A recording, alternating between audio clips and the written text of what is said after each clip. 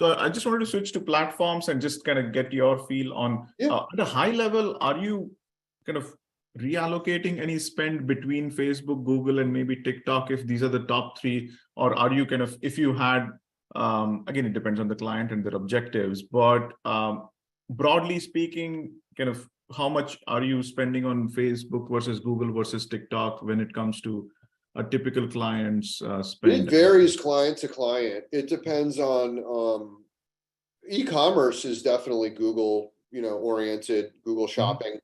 I retarget on all the platforms at a low daily budget, depending what it is. I retarget on 4 or 5 different ad platforms simultaneously just to get all of the coverage for a visitor that didn't convert or an audience list that's uploaded.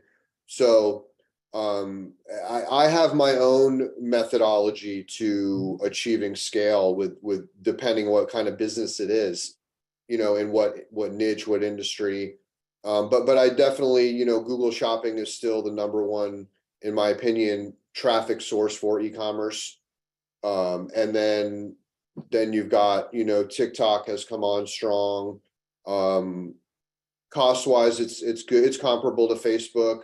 Facebook and TikTok, they're kind of battling it out, for the ad dollars in social. I feel like companies will always have, 50% of their budget in search, or they should, in my opinion, if not more, if they're doing it properly. But again, a lot of companies can't maximize all their search volume, and they can't realize all their search volume. They just don't do it effectively enough to realize their search volume.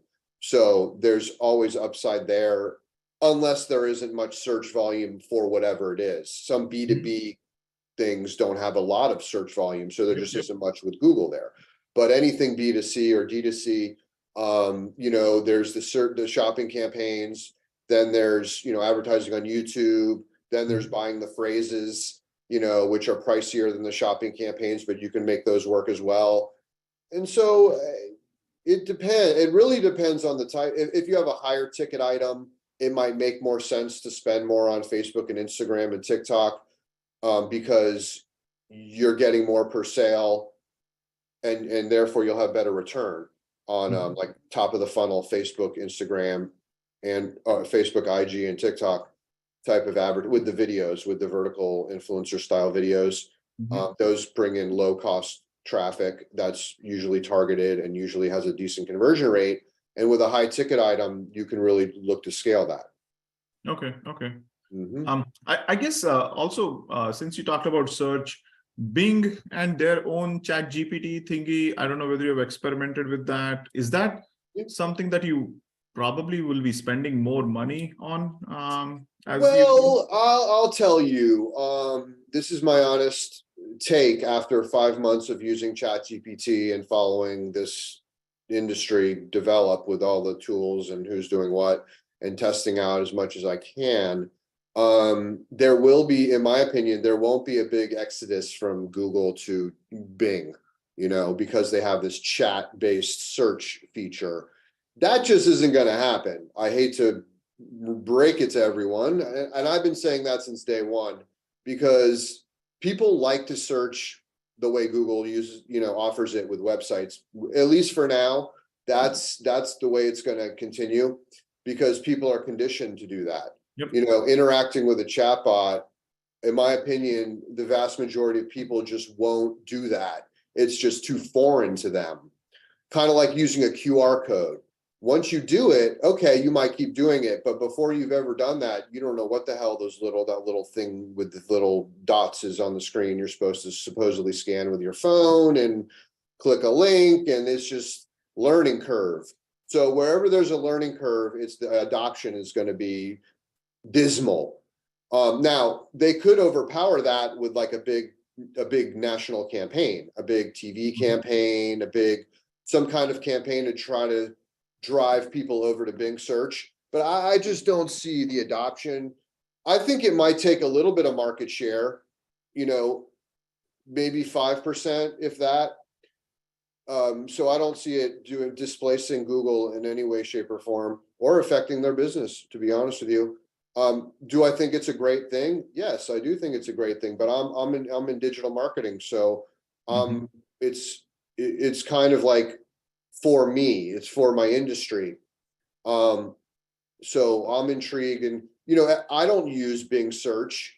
Yeah. I still go to Google and I know what it can do. And Yeah. I've used Bing search with ChatGPT. So, and I'm still using Google. So now that doesn't mean Microsoft won't benefit greatly from having Yeah. the involvement with OpenAI and putting it in all their tools, Teams, etc. I think the upside is more on the software side, adding the AI features, the content generation, the data analysis into their softwares.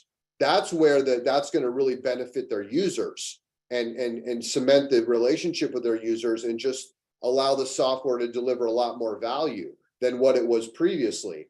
So on that front, I think that's a huge, advancement in just software. So therefore, those companies will benefit from that, even if Bing isn't going to take any market share or much market share away from Google. That's kind of, they didn't do this for that, in my opinion.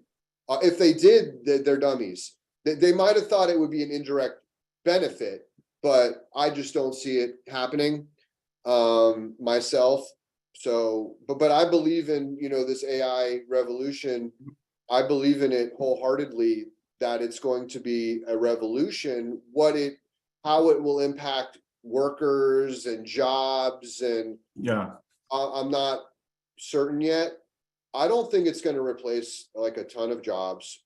I think people will have to learn to use the tools. If you don't know how to use the tools, then maybe you won't be relevant anymore, because the tools are so valuable, just on the content generation and data analysis, and it blows away what a human can do themselves. I guess, so, yeah. Sorry, in terms of, so maybe I'll ask you the same question in 6 months.